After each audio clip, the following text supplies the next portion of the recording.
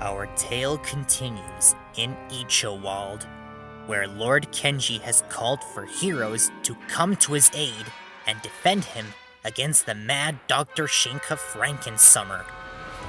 Lord Kenji has chosen Kaito, an old soldier, veteran of countless battles.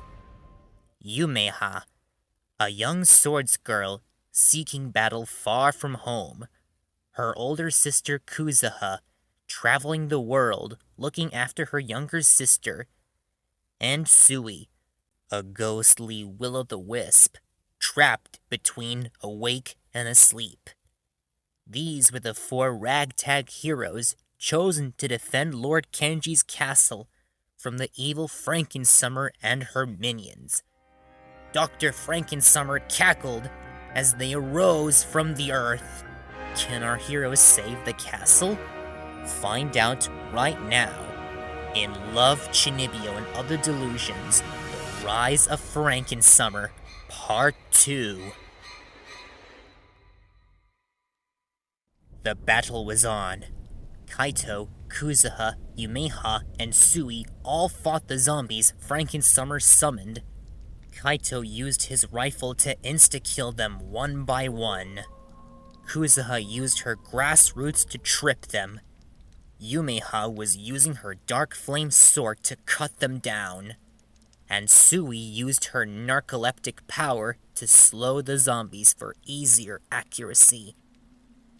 Yumeha, you're very brave to take on those zombies at this age, said Kuzuha. I've always wanted to be like my big brother, she replied. What do you think FrankenSummer is like? Asked Sui. Never trust a mad scientist, replied Kaito. You got that right, added Kuzuha. After they defeated the first wave of zombies, a dark presence coalesced in their midst. The Dark Flame Dracula comes for your souls! The Dracula was cursed, bound as a servant to the Witch of the Wild. He was once Kuzuha and Yumeha's older brother before his untimely demise. Be enveloped in the flames of darkness and die! He threw flames at our heroes, but they all hit the dirt just in time. Kuzuha and Yumeha were devastated at what their older brother had become. He did feel sorry for them, but the Dark Flame Dracula had to obey FrankenSummer's orders. Kaito was quick to throw a grenade and bomb the Dark Flame Dracula, but our heroes were sure he would return. Next, a second wave of zombies were approaching, and the heroes were ready to attack. As the battle raged on, they had conversations with one another. Are all the legends about you true, Kaito? Asked Yumeha. Don't believe everything you've heard, young lady, he replied. Kaito then turned to Sui and said, Even though we're fighting for the Lord's life, in this world, pacifism is foolish. What makes you think I am a pacifist? Well, you sure talk like one. Perhaps it is assumptions that are foolish. If we survive the night, began Kuzuha, how do you think the Lord will pay us? Dollars? Pounds? Yen? Who knows? Said Sui. Really? I didn't know weight could count as money, said Yumeha. That's not what she meant, said Kuzuha. When our heroes defeated the second zombie wave, the ground shook as FrankenSummer's creation showed itself. I'm alive, bellowed Monster Mori. Unknown to all, Dr. FrankenSummer had succeeded in creating life, a twisted abomination of inhuman strength and wickedness. Monster Mori shot lightning from the sky and struck Kaito hard as it coursed through his body. He looked like he was in pain.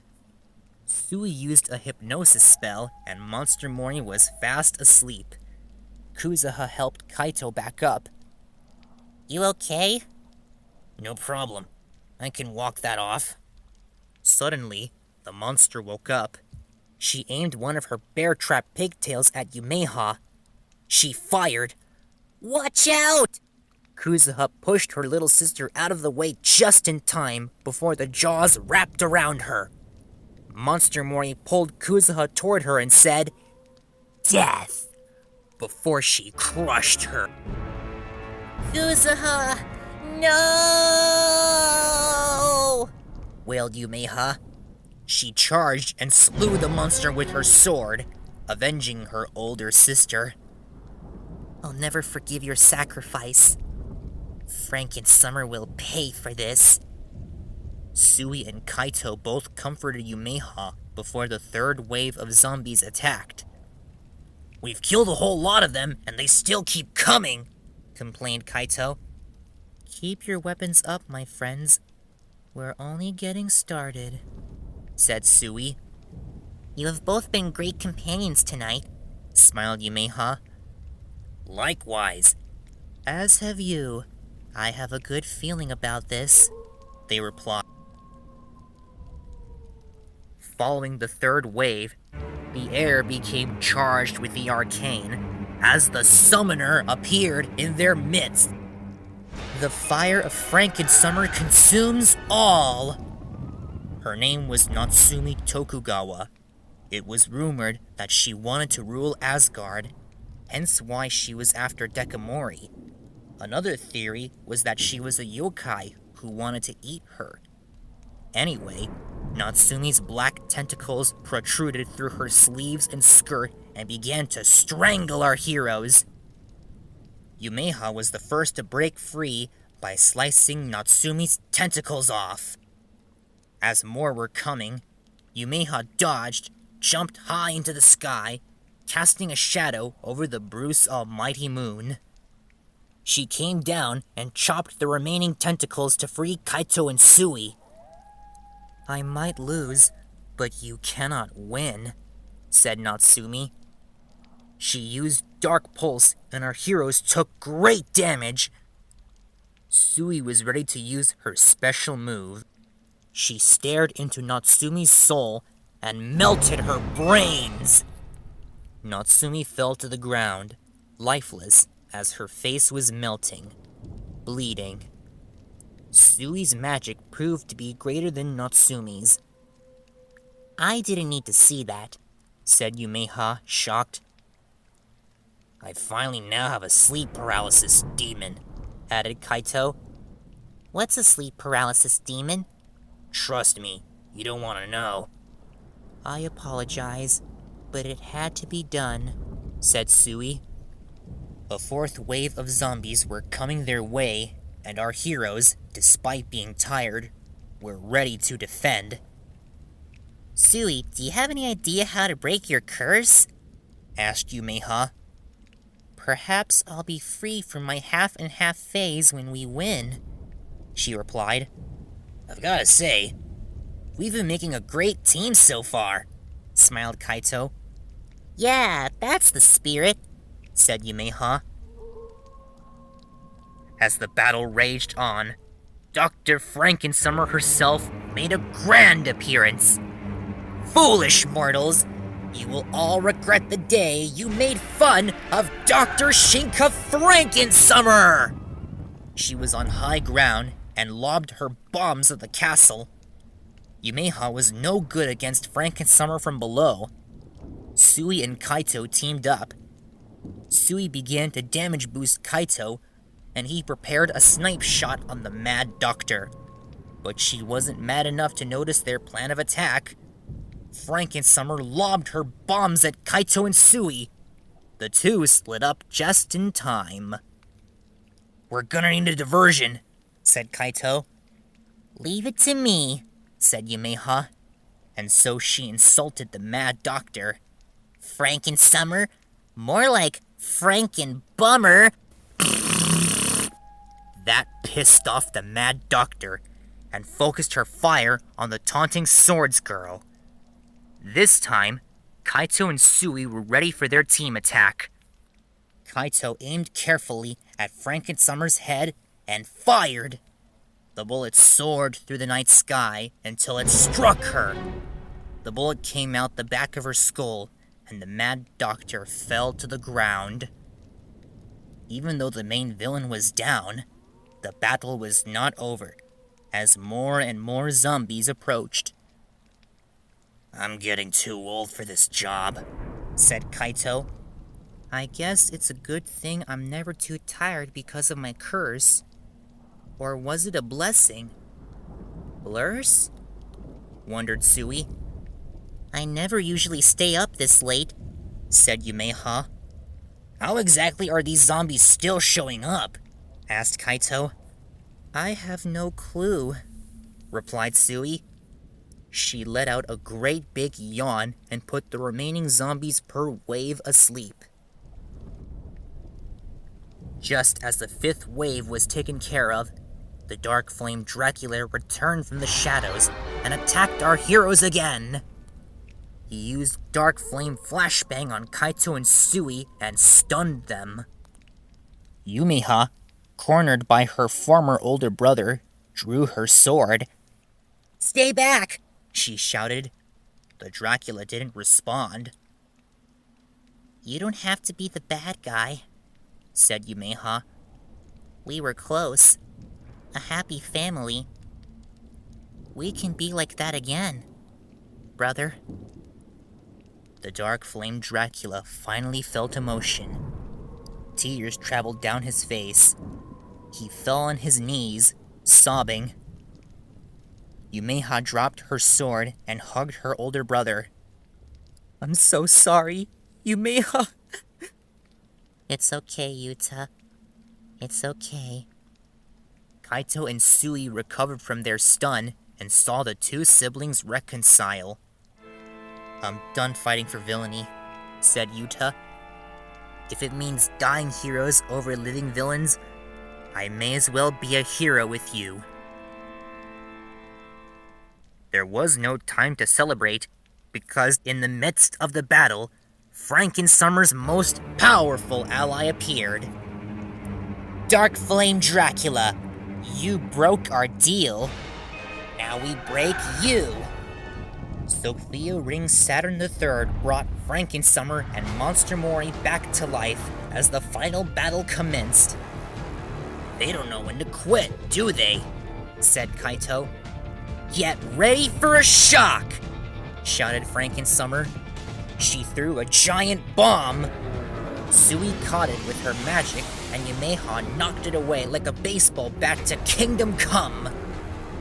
The bomb exploded high in the sky, causing the earth to rumble. Kaito finally ran out of ammo and was unable to fight. Sophia was still upset. "We could have ruled Ichowal together!" "I liked that plan," replied Yuta. "But I learned that family comes first." "I'll have you know that I killed mine when I didn't get my way," said Sophia. "And that damn lord adopted me when I was an orphan," added FrankenSummer. "only for him to treat me like shit."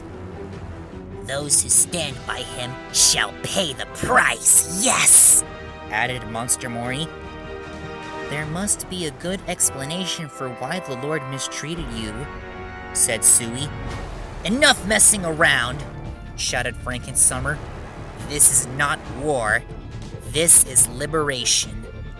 As the heroes and villains fought, Sui finally felt truly tired and fell into hibernation. It was on Yuta and Yumeha now to stop Sophia, Monster Mori, and FrankenSummer. "Surrender now. We have won." But the two siblings, despite being outnumbered, didn't back down. They had one last trick up their sleeves. Yuta grabbed Yumeha's shoulders. Her eyes turned black and purple, her body filling up with dark energy. "For Kuzuha," they said. And finally, with one gigantic sword swing, darkness descended. FrankenSummer and her allies were felled once and for all.